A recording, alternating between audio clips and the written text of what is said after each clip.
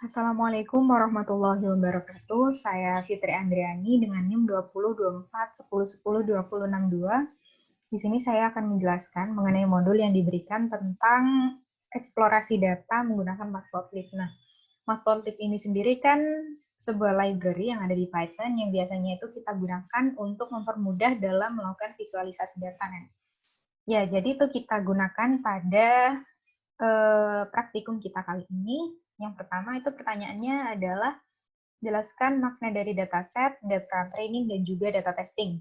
Yang pertama itu ada dataset. Jadi dataset itu merupakan sekumpulan data yang kita gunakan dalam proses data mining. Nah, data mining itu kan data dalam memproses data-data mentah untuk menjadi ilmu atau pengetahuan baru kan. Nah, dalam prosesnya tersebut itu ada beberapa proses seperti pre-processing, kemudian dilanjutkan dalam pembentukan pola. Nah, pembentukan pola tersebut itu menggunakan data training. Jadi data training itu merupakan data yang digunakan untuk membentuk sebuah pola.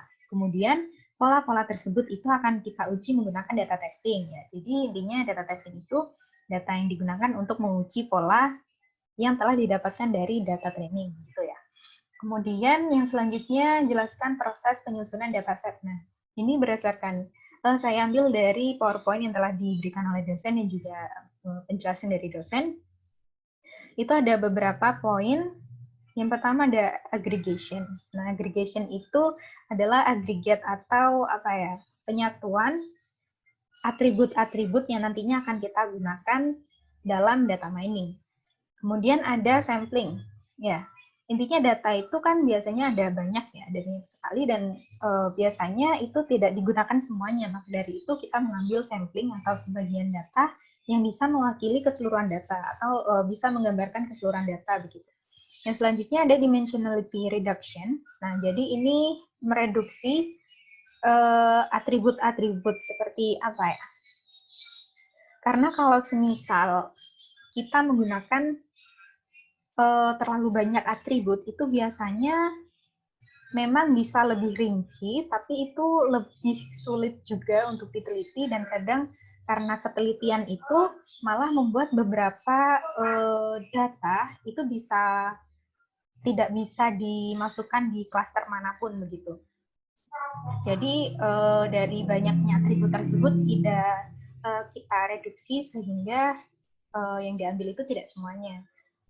Selain dimensionality reduction, itu juga ada feature subset selection. Nah, ini sama juga dengan dimensionality reduction, di mana kita lebih mengecilkan atau mempersempit atribut yang kita pakai dalam proses data mining. Kemudian ada feature creation. Feature creation ini adalah pembuatan atribut.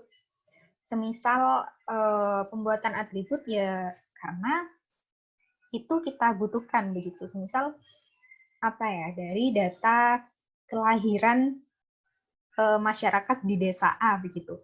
Itu apabila kita membutuhkan sebuah data misal masyarakat yang lahir di tahun 2000 misalnya. Nah, itu bisa kita ciptakan atributnya gitu kan, itu untuk kepentingan data mining kan. Jadi itulah feature creation.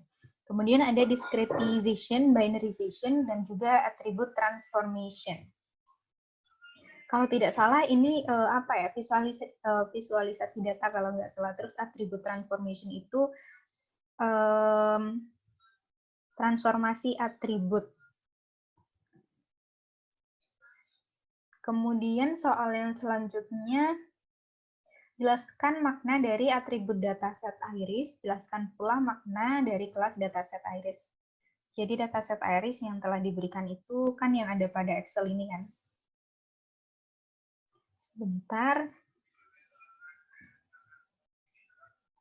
Yang ada di Excel ini. Nah, ini merupakan contoh dataset yang terdiri dari atribut dan juga dari kelas. Nah, atribut itu sendiri merupakan sebuah kolom biasa yang nantinya datanya itu akan kita olah, akan kita ambil untuk apa? Untuk menentukan kelas. Nah, kelas itu bisa bisa dikatakan sebuah tujuan dari penggolongan. Intinya itu dari atribut ini, dari beberapa atribut ini, kita itu ingin mengetahui apa gitu. Nah, itulah kelas. Hal yang ingin kita ketahui gitu, atau bisa dikatakan pengelompokannya begitu. Jadi semisal ini kan ada petal width, ada atribut petal width, petal length, sepal width, dan juga sepal length. Nah, kelasnya itu adalah ini, species name. Jadi dari data keempat data ini, itu kira-kira masuk ke golongan mana gitu. Masuk golongan mana itu species name-nya gitu. Jadi kelasnya adalah species name.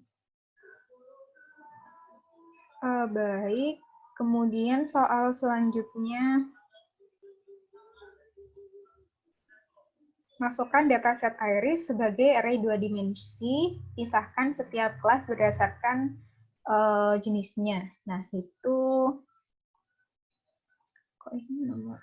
Oh, ini nomor 4 ya. Nah, jadi yang pertama kita lakukan, itu kita harus mengimport matplotlib dari Python sebagai PLT. Jadi agar bisa menggunakan beberapa fungsi yang ada pada library matplotlib, jadi kita harus mengimpor matplotlib-nya dulu begitu. Begitu juga NumPy karena kita akan menggunakan array dari NumPy ya.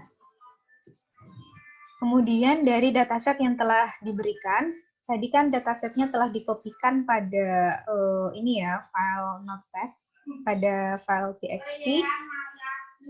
Kemudian data tersebut dikopikan dalam variabel array menggunakan array NumPy.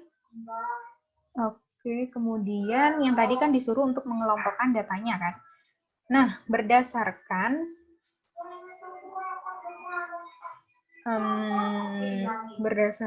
file Excel ini, kan kita tahu setosa ini sampai dari indeks ke-1 ya, dari indeks ke-0, mohon maaf, dari indeks ke-0 sampai dengan indeks ke berapa ini? Sampai indeks ke-45. Nah, jadi kita untuk mengelompokkan dataset untuk mengelompokkan data yang telah ada di file txt tadi, itu kita menggunakan slicing. Tadi kan udah kita ambil atau kita masukkan pada variabel array kan. Jadi untuk setosa ini kita ambil dari variabel array tersebut dari indeks ke-0 hingga pada indeks ke-45. Oh, seharusnya ini bukan. Oh ya. Seharusnya kalau ini dari kolom 45 berarti ini 46 ya seharusnya, berarti lebih dari 1. Karena pada N-nya kan ini kan start, kemudian stop-nya ini berarti 1 indeks sebelum ini seharusnya. Baik, anggap saja begitu. Kemudian soal selanjutnya ada, ini kan sudah dikelompokkan tadi ya, sudah dikelompokkan berdasarkan setosa, virginica, versicolor, dan juga unknown. Selanjutnya kita disuruh untuk membuat scatter plot menggunakan pasangan atribut yang telah ditentukan, berdasarkan warna yang telah ditentukan juga. Yang pertama, ini berdasarkan pasangan atribut sepal length dan juga petal width, di mana saya mendefinisikan di sini sepal length sebagai garis horizontal atau X-nya, kemudian petal width itu sebagai Y-nya. Nah, nanti dari beberapa array yang telah kita sendirikan tadi, itu kita ambil dari array dari indeks ke-0 sampai terakhir, kemudian pada kolom ketiga. Mengapa pada kolom ketiga? Karena kan kalau kita lihat di Excel-nya tadi ya, ini kan gabungan dari atribut sepal length dan juga petal width. Sepal length itu kan berada di kolom ketiga, pada indeks ketiga, bayangkan saja seperti itu, pada indeks ketiga, kemudian untuk petal width-nya itu pada indeks ke-0.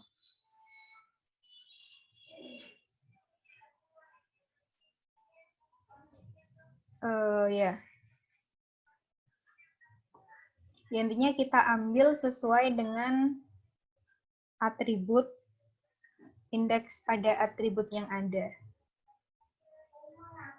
Kita slicing, kemudian kita buat PLT scatter ini, artinya kita membuat plotting, berdasarkan garis X dan Y yang telah kita buat seperti ini, berwarna merah dan berlabelkan setosa. Begitu juga dengan kelas yang lainnya ya, kita buat sedemikian juga. Kemudian ini PLT legend, lower light, artinya itu kita buat PLT legend, biasanya kan kalau di peta itu kan biasanya ada yang namanya legenda ya. Nah itu kita juga sama membuat legenda atau artiannya itu apa ya, keterangan dari peta itu begitu. Nah ini berlokasikan di lower right, yang artinya di bawah sebelah kanan. Kemudian ini kita membuat judul dari plottingan yang kita buat, sepal length dan petal width. Kemudian X labelnya, X label yang ada di bawah itu kita buat berdasarkan ini, sepal length, petal length, X-nya kan sepal length. Berarti ini label X-nya sepal length dan label Y-nya petal width. Sehingga saat plottingnya ditampilkan itu akan muncul seperti ini. Ini legenda tadi ya. Lanjut, ini juga sama. Untuk yang B, kita kan disuruh untuk membuat plottingan berdasarkan sepal width dan juga petal length. Berdasarkan sepal width dan petal length, sepal width-nya X, petal length-nya Y.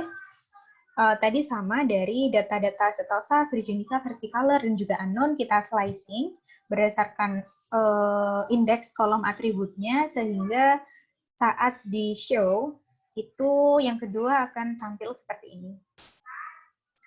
Kemudian yang ketiga, kita membuat plottingan berdasarkan atribut sepal width dan juga petal width ya.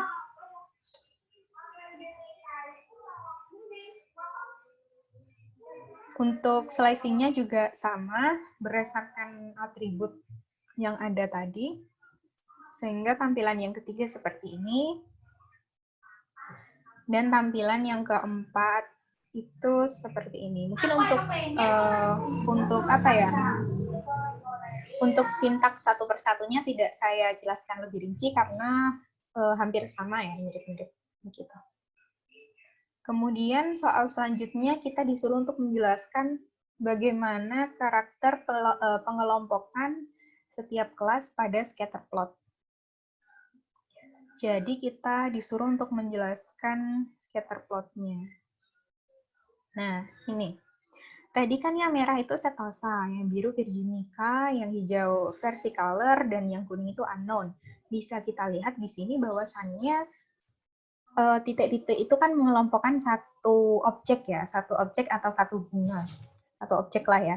Jadi objek yang memiliki jenis yang sama itu kan apa ya, cenderung menggerombol begitu ya. Jadi bisa kita lihat di sini bahwasannya dengan jenis yang sama itu ternyata memiliki sepal length dan juga petal width yang hampir sama juga.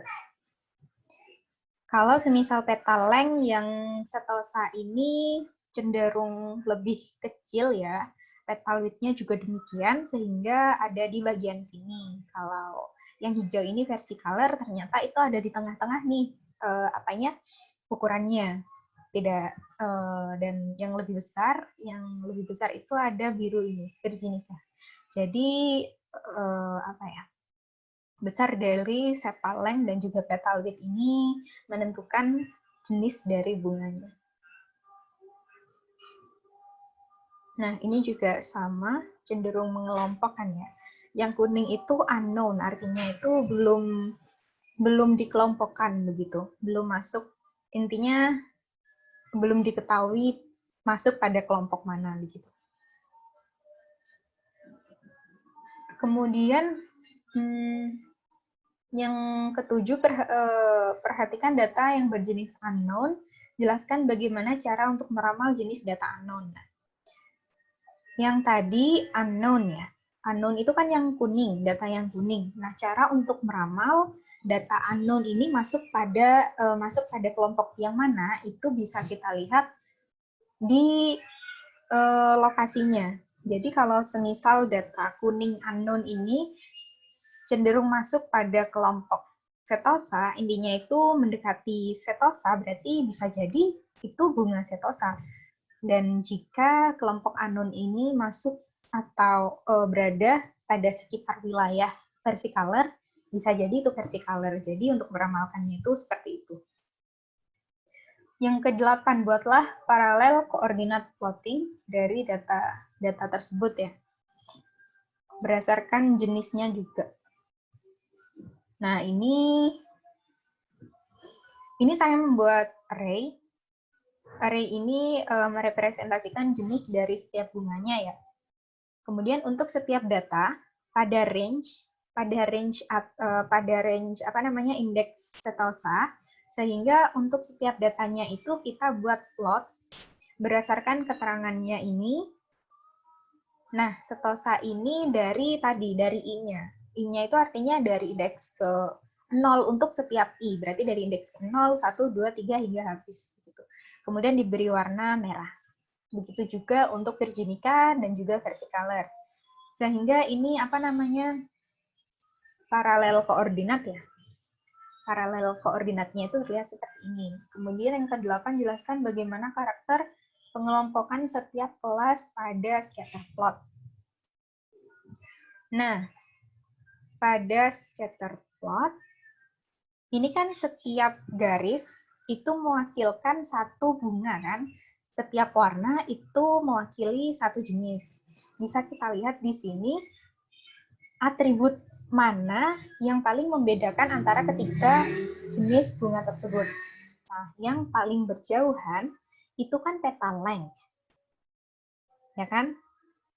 Pada atribut petal length bisa kita lihat perbedaan paling banyak antar setiap jenisnya. Intinya itu jaraknya paling jauh berada pada petal length kan. Berarti itu yang dapat membedakan secara signifikan antara ketiga jenis bunga tersebut adalah atribut petal length.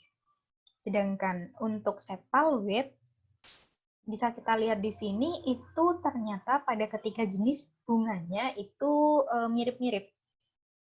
Hampir sama ukurannya.